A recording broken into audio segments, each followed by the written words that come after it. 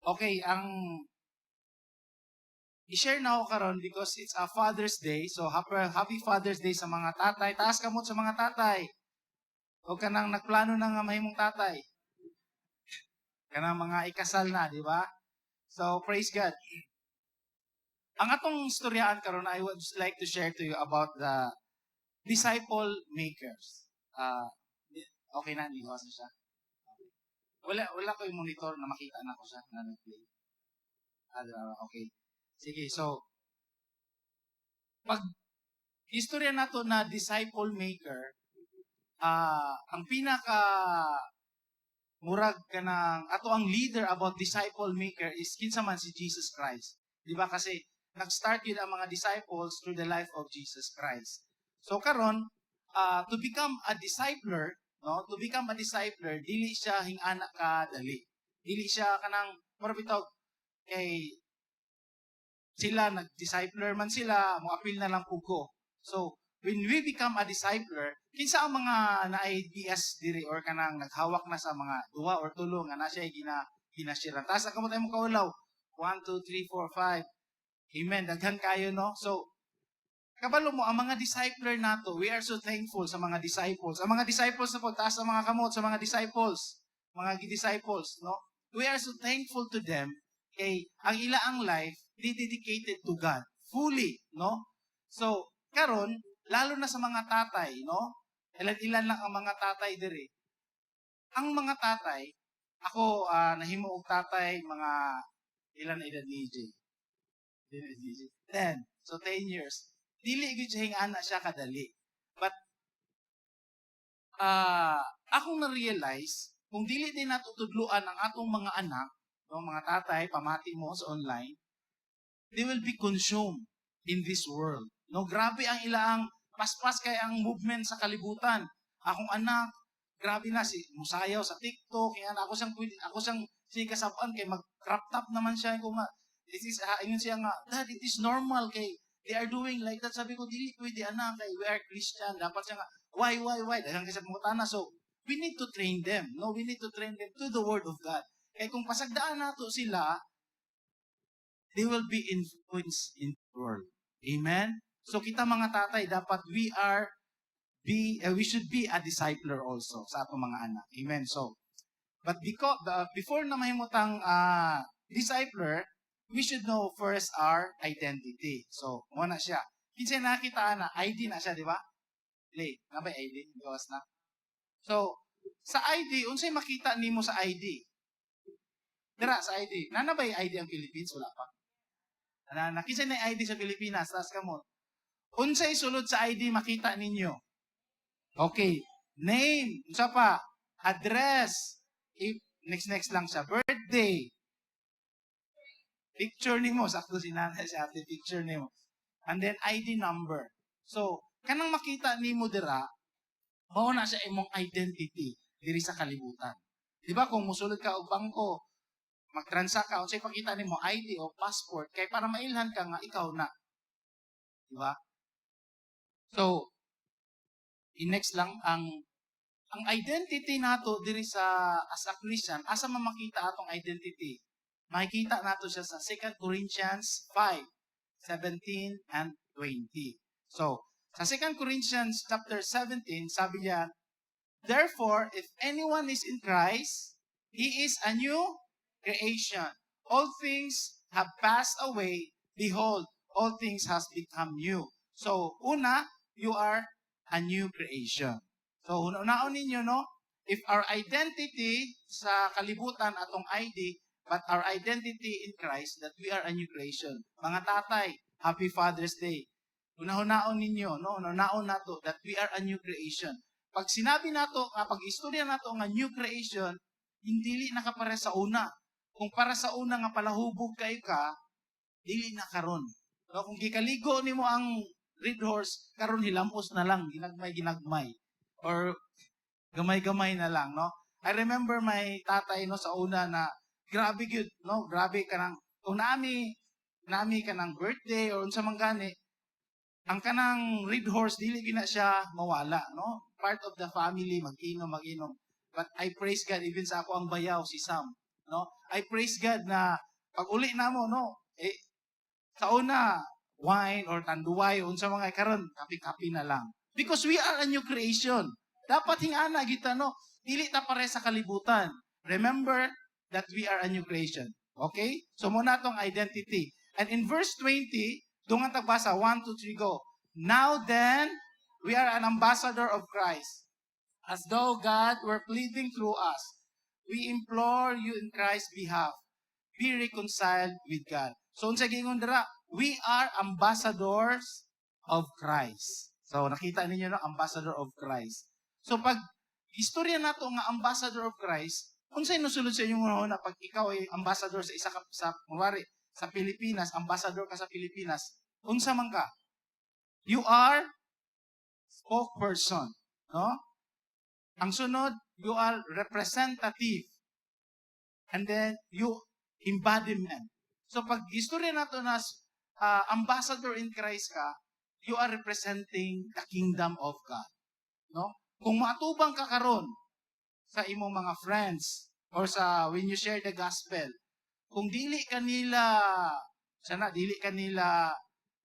paminawon or ibaliwala kanila, don't be afraid or kanang ano man, you are just representing the kingdom of God. No, kung ila kang gimurag yun sa dili ikaw na kundi the kingdom of God. No, you represent yourself. You embody. Kung pag sinabi embody, ikaw ang makita. No? Pagtanaw pa lang sa imua, ang makita nila ang gingharian sa Ginoo, di ba? Ambassador gud ka. So, kung unsa ang ilang gibuhat sa imua, si God ang unsa tawag ana kanang ang ila ang gibuhatan o yun sa kanila kanang unsa tawag ana baliwala or i-persecute or yun sa mga kanila, no? Dili ikaw because you are ambassador. You are representative, no? So, tapikain mong katapad that you are ambassador of Christ. And you are a new creation. Diba? So,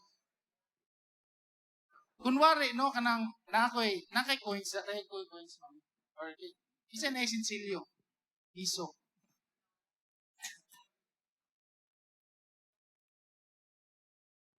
Coins lang. Bisag unsa na coins. Okay, nara kay nanay. Okay. So, kaning coins, di ba, nani siya two-face. Naa siya sa tao o sa likod. Oh, so, kung ihatag na ko ning coins sa imo karon si Kuya Jerel ba niya? Kuya Jerel, dali kuya. So, kung ihatag na ko ang coin sa iya, dawaton ba niya ang isa ka face lang o duha? Duha. Ibalik kay nanay kay masuko. Okay. Dawaton niya ang duha. So, hingana po ang ato ang pagka-Christian, no? Our identity in Christ, dili pwede nga new creation ka, nya, dili ka ambassador of Christ. Dili po pwede na ambassador ka, tapos dili ka new creation, nagmurag yapon ka kung sa imong ginabuhat, di ba? Dapat, if you are a new creation, dapat ambassador of Christ po ka. So, nasabtan na to. That is our identity as a Christian. Amen? So, let's continue. So, ang atong title karon is disciple maker. So, disciples in the Hebrew words is talmid. This word stresses the relationship between rabbi, teacher, or master. So, rabbi, teacher, master. A disciple or a student, no? A talmid of Jesus' day would give up his entire life in order to be with his teachers. Nakita ninyo, no, di ba, sa mga disciples, ang ilang kinabuhi, ilang yung gidedicate kay Jesus Christ. Kabalo mo, no, when you become, siguro maabot ang time na you will become a leader someday sa mga disciple pa lang. To be involved in the ministry, lalo na sa nasa core ka, or you will become a pastor. Dili siya yung anak kadali nga desisyon. Kay tibuok nimong kinabuhi, di mo yung i-dedicate kay God. Diba? Talmid. That means, no, i-offer nila ang entire life nimo para kay Jesus Christ. So, kung atong tan-awon karon, dili tanan nga tao, no, lalo na kunwari nasa sa ministry karon. I remember when I was in Saudi Arabia, nami mga kanang candidate to become a pastoral, dili gid tanan, no? Even me, dugay na kay ko gitawag sa Ginoo, pero dili jud ko. I always remember, perminti ko even last 3 years siguro sa akong ate, no? Mangutana jud ko niya nga, how did you hear the voice of God? Nga, muayong ka nga, okay, I commit my life. No, daghang ko gipangutana, kay gusto sa among senior pastor na mag-associate na ko, ana, pero last 5 years ago pa siguro, pero dili jud ka-decision mga igsoon, kay ano man, lisod jud kaayo. Kay, when you say that I will follow Jesus or to become a teacher, to become a pastor, tanan na gina ihatag sa imo, ano? You also consider your family, your kids. Kaya, napaka yung kanang murag swerte jud kay nang nagpastor na bata pa kay wala siya ginahuna, no, wala siya ginahuna sa iyang pamilya, sa iyang mga anak, siya lang sa and then hikot more bitaw na sila Paul, di ba, wala gid sila nag-asawa kay tanan ila yung gidedicate kay God. Amen. So mo na siya ang disciple na meaning. And then ang atong istoryahan karon is in the Hebrew chapter 12, no, verse 4 to 11. And I want you to arise, no, let's pray.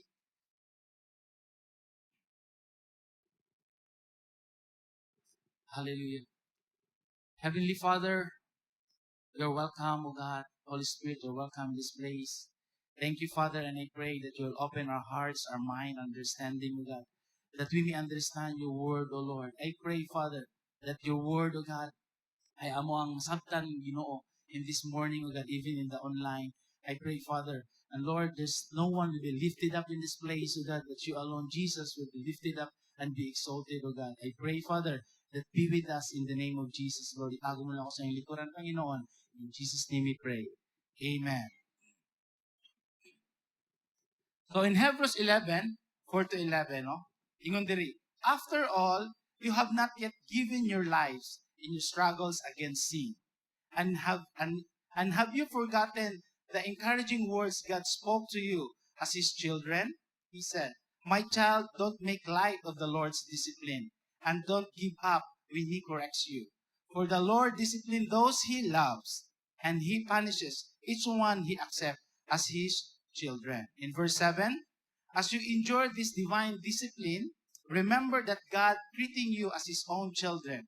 Whoever heard of a child who is never disciplined by its father? If God doesn't discipline you as He does all of His children, it means you are illegitimate and are not really His children at all. Since we respected our earthly father who disciplined us, shouldn't we submit even more to the discipline of the Father of our spirit and live forever? In verse 10, for our earthly father disciplined us for a few years, doing the best they knew how. But God's discipline is always good for us, so that we might share in His holiness. 11, no discipline is enjoyable while it is happening. It's painful, but afterward there will be a peaceful harvest of the right living for those who train in this way. God be the glory. Amen. So, ang atong istoryahan karon is the rule of a discipler. No, unsa man imong rule as a discipler?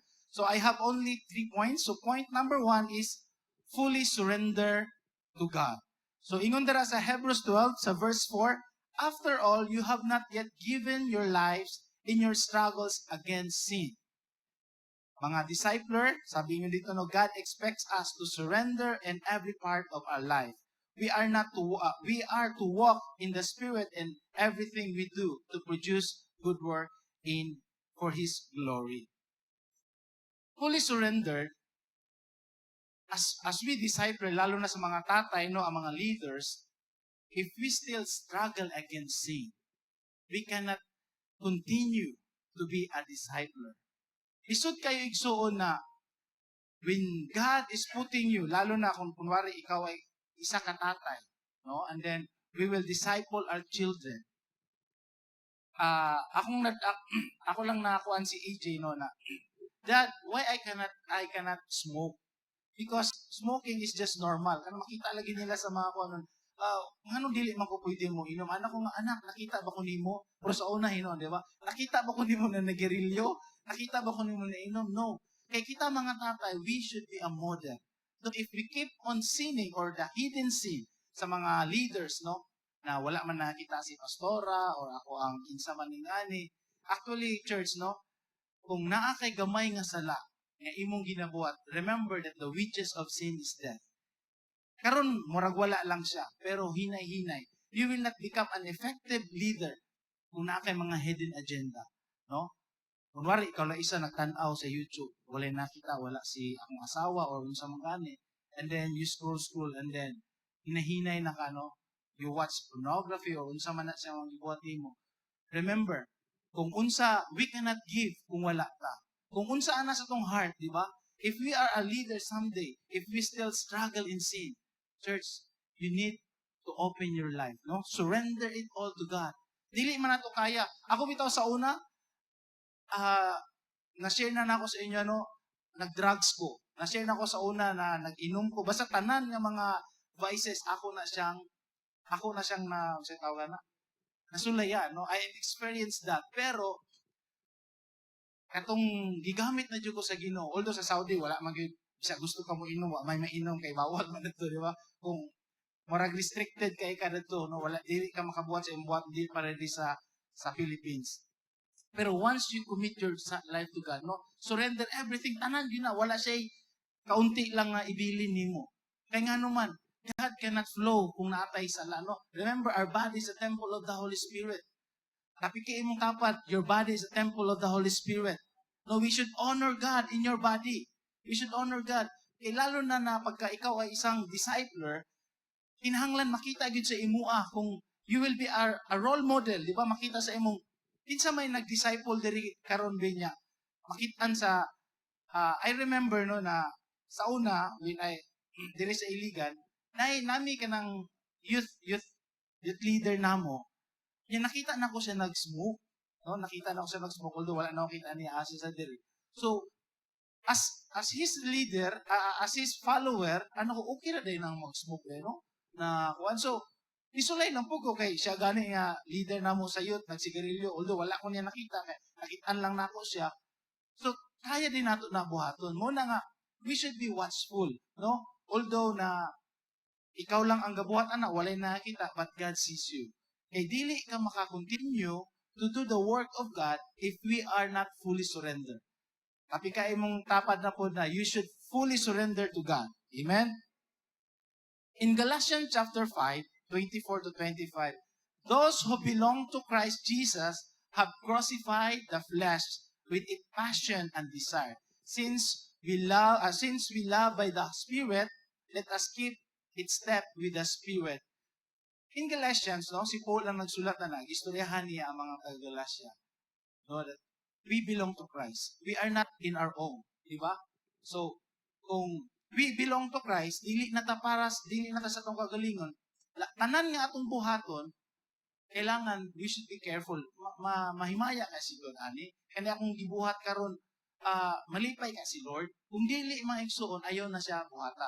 Kay kung ginabuhat nato na sabi ng Jesus have crucified the flesh with its passions and desire. Kinahanglan nato pod na we should crucify our life, no, ourselves to that desire sa mga bagay na dili siya kailangan. So, muna siya ang number 1. We need to fully surrender. Ang number 2 is accept discipline. So, pag kani magong discipline good, grabe yung kay nino. Maskin atong mga anak, no? Pagka i-disiplina, dili gid lalim, di ba? Dili lalim, masakitan ka, ngani abi nimo dili ka love sa imong mama o sa imong papa, or really there's ingon dira sa Hebrews 12 verse 5. And have you forgotten the encouraging word God spoke into you as His children? He said, my child, don't make light of the Lord's discipline, and don't give up when He corrects you. For the Lord disciplines those He loves, and He punishes each one He accepts as His children. So kung wala day discipline mga kapatid, no, kung dili ta i-disiplina sa ato ang mama, sa atong papa, or even our pastors, we will not grow. Kinsay naka-experience din na DA or na discipline, taas ka mo tayo kaulaw, parehara ta. Di ba? Pagka na-disiplina ta, kung sa ato ang na-feel, di ba na, marang nasakitan ka, Kung anong nga naman nga, dili raman ako gabot nga ani grabe ni si pastora nga gamay ra kay kayo ditapad ra kay ko ing ani magyaw-yaw na dayon or wala mo ko gibuhat or ngani dikantar ako or unsa man gani because your pastors or your leaders know the best for you. No? Kung si Jesus gani, no, kung si God idisiplina ta niya, kay ngano man dili siya gusto na we are not be on the track. Di ba kaniya tong gistoryahan sa Hebrews ang chapter 1 ani, mao ni siya kanang we are in the race. Di ba? We are in the race na ay nagtan-aw, we are in the cloud, no? We are moving on the race. So, sa tanan na athlete, di ba? Pagka ikaw ay athlete, ang imo ang trainer ana, grabe gyud no, mumata ka og sayo, hingani mong buhaton, hingana, tanan gyud na siya nga disiplina ihatag para in the way ra no, kung nana ang mga pagsubok, kaya nimo. Kaya kung dili ta man disiplina mga kapatid, gamay lang tapik sa kaaway. Wala na, di na ka mapakita sa church. No, dili na dahil kamuatin ng Bible study. Nasakitan lang ka, ang istorya lang kayo ni sa atong leader, ngani. But if you are trained to be disciplined, no, dawato nimo kay ngano man, it is for our own good. No, ang among nanay, among tatay sa una pa na disiplina na, si tatay murag bakos o dos por dos gyud na kung magbinuang ka, sigurado gyud, di ba? Kaya naman, dili, ang atong mga parents, dili sila gusto nga mudakop ta nga sipat o madlungo ni nga na. Di nga na, gihapon kay God.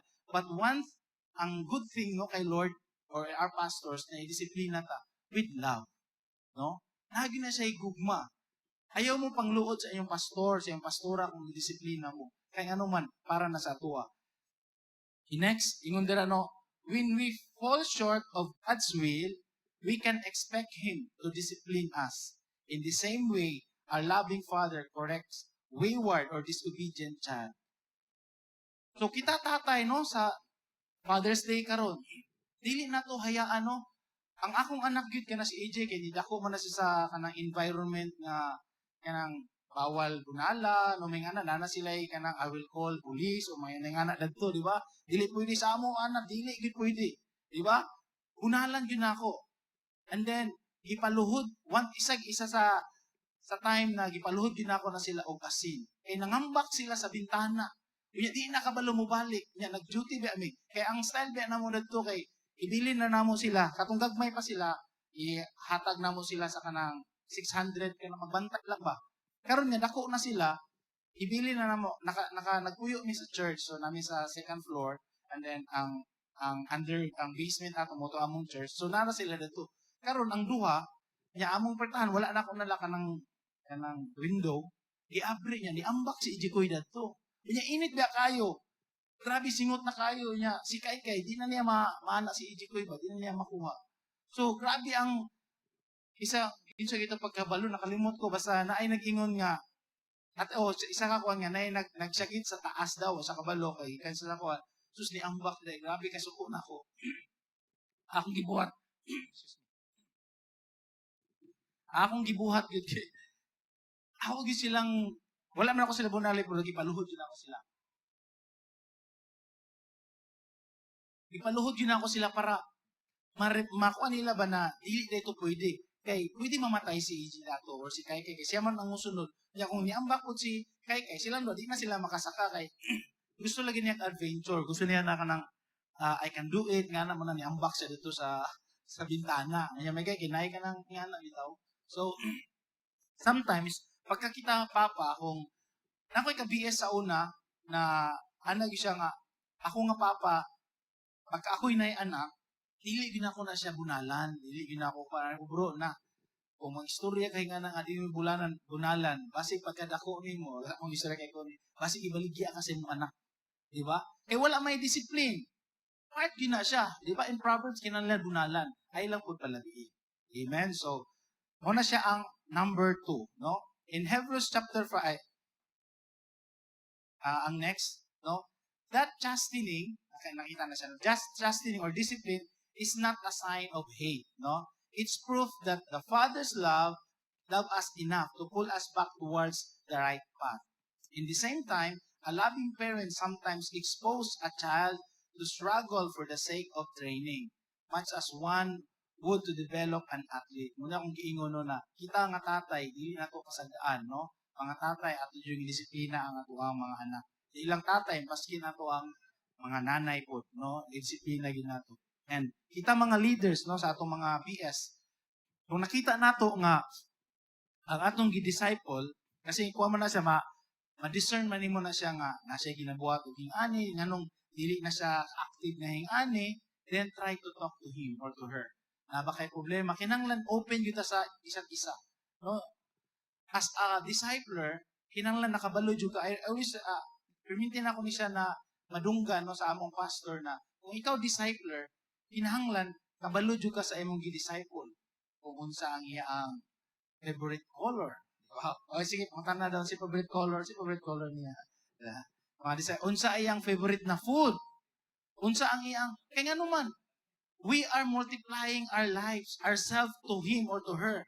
So kung nagtudlo lang kaniya and then wala jud ka nakabalo sa iyang pinaka kung kinsa gid siya, sayang kayo.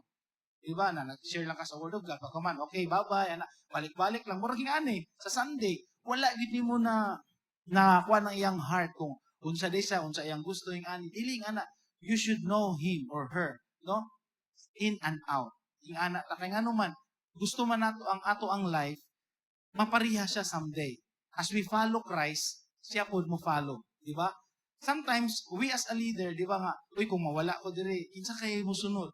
Di ba? I remember nung nagsurahan namin sa kay Ate Daphne, ang lakaw lagi and then sikit uban. Kinsa kay mag-drum or sila diri kinsay mabilin? Di ba wala mabilin? Sige na lang. So, mabalaka ta, but we as a leader, we need to duplicate ourselves. No, kung wala ako, okay lang, nasa ko ate, naman ko'y discipleship nga pwede na makatindog. O hingana, kung ikaw po na BS leader, kung wala ka kay naay mga kuan, sige, ako ang Timothy, assistant na ako, siya akong mabilin. So hingana ato ang hinabuhat perminti. Okay, muna ang point number 2 nato. So, point sa ingon diri sa Proverbs 12:1, whoever loves disciplines love knowledge, but he who hates reproof is stupid, no? Buang. Kana bitaw. I remember na nami gi-counsel na mga kauban namo, no, na kanang simpre na ako sa worship team, so na yung mga rules, di ba? Every worship team na yung mga rules na dapat nimo dili ni buhaton, ni ana. So kung gibuhat nimo nga wala ka nagpaalam o wala ka nananghid, istoryaon ka sa imong leader. So nganong gibuhat man nimo ni nganong ana. So one time, istorya na mo tong mga igsuon no na nganong ginabuhat ninyo ni wala ni nakabalo. Nganong nanglakaw mo nga nag-uban mo babae lalaki, bawal na to na. So they explain to us na ingana. So nasuko sila, no? Nasuko siya nga kamo nga mga pastor kamo dira, kuan mo ngaungaw lang mo ngaungaw. Wala mo kabalo sa gibuhat, wala man mi ginabuhat didto. Nag-uban naman ni. Ana, grabe ang kuano. They hate discipline. Unsay gibuhat ni Lord? Although simpre kami na leaders nasaktaan na marang nasakitan kay ana ay lang gikuan. But the Lord is so faithful, no? God give us wisdom, unsa ni pagdala, unsa ni pahingana. Amo silang gistorya og balik. And then nawala gyud sila sa church po, no? God na-exit na sila na ingana. Okay, ang Ginoo man God gusto niya there will be kanang hapsay, no? Na naa siya sakto nga kanang dili sa chaos bitaw kanang maayo nga pagkakuan. So tayo kita nga mga disciple, if our leaders gistorya ta niya, no? We need to love that one. Because ingon dira no, whoever love discipline, love knowledge. Kaya nga naman, it is sa akong pangingon, it is for our own good. So, unsa tay una gani? Surrender. Ang kaduha, accept discipline. Ang ikatulo, mo ni siya to, endure holiness. In verse 7, as you endure this divine discipline, remember that God is treating you as His own children. Whoever heard of a child who is never disciplined by its father? If God doesn't discipline you, He does all of His children. It means that you are illegitimate and are not really His children at all. In verse 10b, but God discipline is always good for us, so that we might share in His holiness. As a leader church, napaka-importante to become a holy. No? Sud man siya to become a holy. No one is holy. But I remember when I do one thing, no, sa isa ka adlaw, Lord, I will try one day na dili ka makasala. Kinsay naka-testing da sa inyo nga, ganoon na mo nga, isa ka adlaw, sulayan ako nga dili ko makasala. Kinsay nag-testing? Wala pa, si ate. Wow. Isa pa. Isa ka adlaw, Lord, I will try na di ko makasala. Kay, usay man God, sa imong everyday life, di ba, mga anak nimo magyaw-yaw ka, makapamalikas ka, kung wala man siguro din mamalikas, o kung naaman, or makakita ka mga butang, or something ka nang imo ang, murag, hinaan nimo, murag, dili nimo siya makaya. But when you try one day and you pray with the Holy Spirit, I pray nga isa ka adlaw dili ko makasala. And then you succeed, di ba? Uy, wala ko nakasala karong adlaw. Because kuan ka conscious ka nga dili mo wato. And then in the next day, buhaton na pud nimo na siya. And I tell you, church, even in 1 month, mabuhat nimo na siya because you are conscious of what you are doing. We are not doing this para musikat ka on, so we are doing this for holiness. Why need this holiness or righteousness? I tell you, if you are not in right connection with God, lalo na sa mga leaders, if you stand in the pulpit, pag nag-lead ka of worship, our pastors, our leaders, maramdaman nila na, no, they can feel the anointing if you have anointing or not. No? The way you play. Dili pwede na, we are musician here, no, sa mga worship team. Na Saturday sa gabi, naaka sa, napabay Gatsby diri, o sa Batsi ba? O sa una po itong panahon. Dili pwede nga, Saturday sa gabi, nakakadagto, wala dito nakita na ako, niya pagabuntag diri mo play dayon ka. So may mahitabo, napaka-dry ang worship. No? If we are not consecrating ourselves, no, kung wala we are not longing, we do not endure holiness. The Greek word of endure is hypomeno.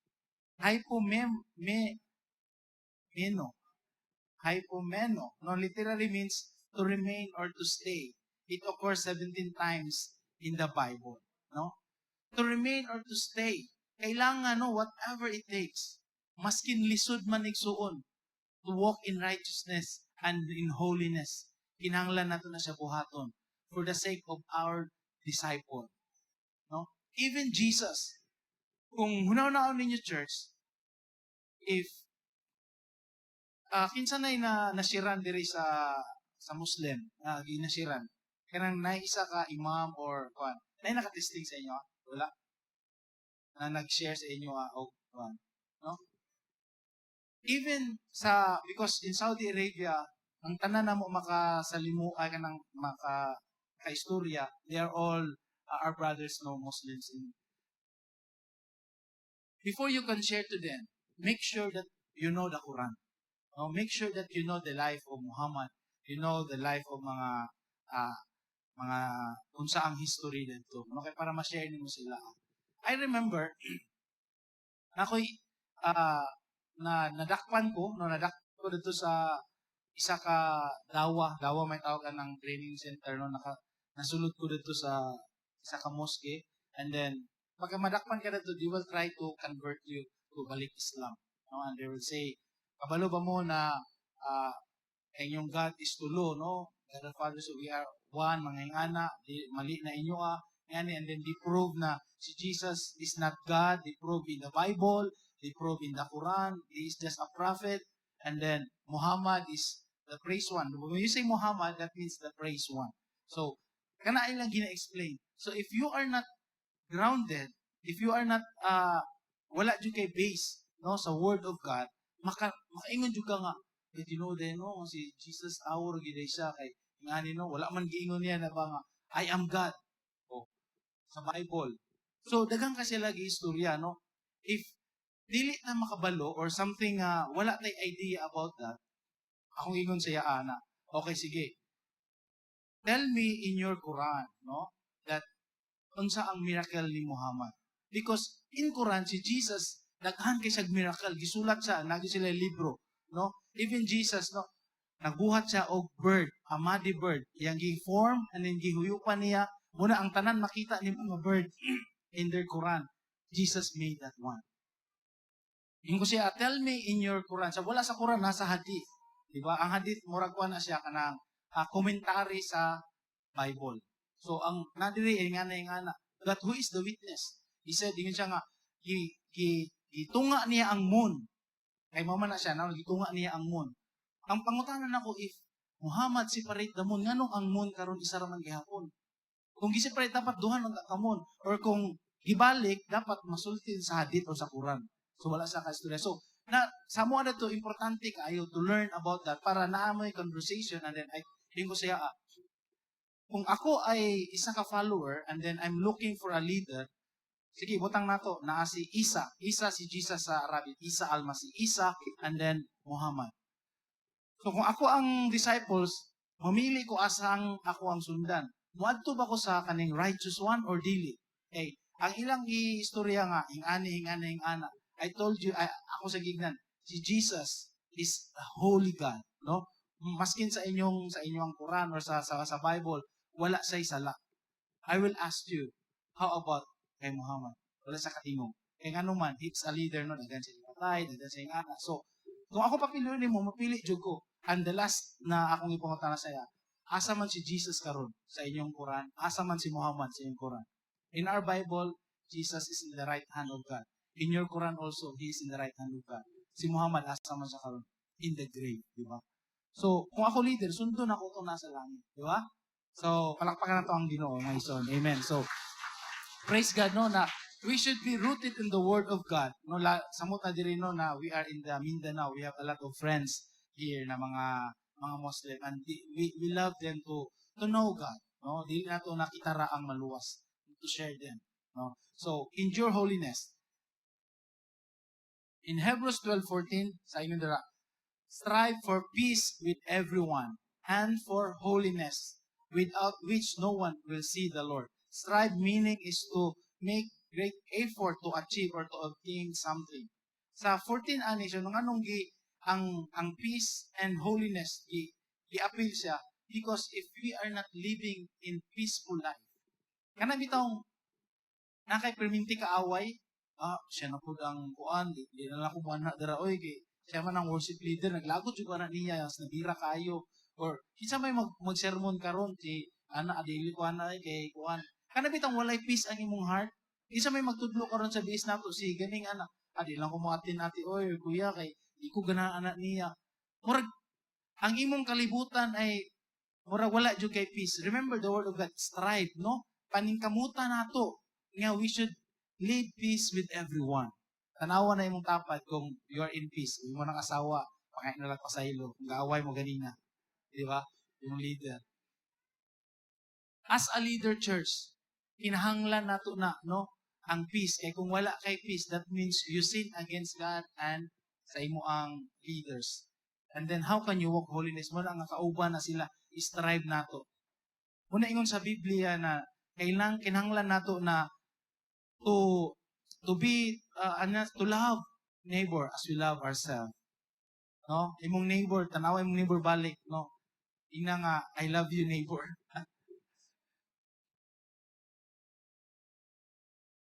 All of us, no, we want to grow in the Lord. But if you are not peace with your neighbor, if you are not peace with your leaders, if you are not peace with your disciple, lisod ka ay ta mag-grow igsoon. No, lisod ka ayo. Dili ka kaistorya og tarong. Di ba? Una ko na ninyo ko ang inyong pastor, ako. Yan ako'y kaaway dito. Diri kaaway, diri pod kaaway. Nagtindo ko rig istorya. Unsay mo naon? Yaw lang na siya, wala na siya buhat, di ba? So, the church is dead. Ano man, naaman siya mga istorya-istorya, backbiting. Dili siya maayo. Muna, nakinhanglan kita, kung naatay kasakit sa isa, unsa ingon sa Bible, kung nakasala ng isa kakauban nimo, ayaw sa ichismis na sa kilid. Yun sa Bible, tawaga siya. Talk to him one-on-one. Oy, sister, nasakitan dyan ko sa imong giingon. No, pasaylo ako, or ikaw man pasaylo ako. Kung dili siya madala og istorya kamong duha, unsa ingon sa Bible sunod? Magdala ka no og isa ka witness. Tulo na mo karon. Dili gyapon sa mamati, masin tulo na mo. Aga istoryahanay. Unsay sunod yung sa Bible? That as a church, no? Let the church witness na inangay kag pasaylo, dili gid gyapon siya. And then kung dili gid gyapon sa mamati sa church, talikdi na siya. Di ba? Pero I believe na wala na siya diri. No? I believe nga pagkaistoryaon lang nato. Okay, so if we humble ourselves, leaders, no? Pamati mo nga mga leaders. Kita gyud ang una magpaubos because we are a role model. Maskin sala nila, kita gyud magpaubos. Mga kita og sorry. Ano man, we will do this for the sake of peace, no? For the sake of peace sa ato ang panimalay in the house of God. Eh kung naamoy kaaligot-got sa imong pastora, sa imong leader, ngana, the church will not grow. No? Kasi maghilaan naman. So I pray na ang atong kasing-kasing karon i-open. No? Kung naman kay kasuko, pasayluwa siya, istorya siya. Because we endure holiness, to strive holiness. Muna siya ang point number 3. And reminders na po sa atong mga disciples. So mga disciples, pamati mo kay ganina sa mga discipler man eh. Disciples, no? A disciple is completely devoted to a teacher, no? The relationship goes beyond a student or an apprentice. They don't simply master a trade or a subject. They learn to emulate their teacher's life. As a Christian, we become disciples, striving to live according to the teaching of Jesus. A true disciple is not just a student or a learner, but a follower, one who applies what he has learned. So mga disciple, no, dapat to emulate, no, kanang gayahon ginato. O bitaw ng si Pastora Daphne kung unsa siya mag-istorya diri ang iyang mga ka-BS or ka-D group, ingana po sila mo istorya. Ngano man, kita may ginatanaw nila. So mga disciples, kinahanglan you will strive, no, to live accordingly to the teaching of Jesus kung unsa nag-istorya sa imo ang leader. Amen. Muna disciples, dili lang ka nga unsa-unsa lang ang imo ang paminawon. No, paminawon nimo ang imong leader gyud. No, kung ingon imong leader nga ayaw adto dira kay makadaot na sa imo pamati, ay kasuko sa imong leader. Ayaw na siya buhata kay dili na makayo sa imo pamatia. No, because our leaders is they want you to become kanang mugrogit in the Lord. Walay mga leader nga gusto nila nga mapariwara ka o unsa imong kuan, di ba? They are doing it para sa imong kaayuhan. Amen? So in our conclusion na ba ta? Conclusion na. Mata na mo. Praise the Lord, wala man ko natulog. Okay. So, remember your identity. You are a new creation, an ambassador of Christ. Role of a discipler, point number 1, fully surrender to God. Accept discipline. Point number 3, endure holiness. So, muna ang atong unaon perminti, no? Tulo ra ka points. You need to fully surrender with God. Kung naay may disiplina, you need to accept. And we need to endure holiness and in righteousness. And we will become a good and mighty, no, anointed na mga disciple or mga discipler.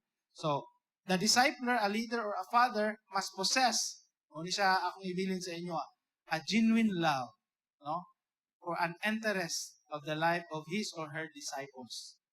A desire to reach and train people for Christ, loyalty to the pastors and church, and the spiritual gift of teaching and exhortation. So, kung kita ay discipler na, no, ayaw gid mo kahadlok, mo tindog diri. Kung mingon yung pastora na ikaw mag-sermon, mabitaw ng, Brad, pwede ka mag-sermon. Sige sis, kaya nga naman, naman na sa imong heart perminti, kung ikaw disciple. Ikaw magtudlo. Okay. Nga naman, wala man nato nagibuhat for our, dili na ko ni kaya, di magin nato kaya. It's only the Holy Spirit. It's only the work of God na kaya nato. Si God naman ang mag-touch sa mga kasing-kasing, sa mga heart, sa mga tao. Kita wala tay kakayahan or strength na mag-touch, no? Ang only the Holy Spirit. But what we will do? We will respond. Okay, pastora, ako ang mukanta. Okay, pastora, ako ang mutudlo. Dili na ako kaya, but kaya sa Holy Spirit. Okay, mo na siya ato ang ibutang sa atong kasing-kasing.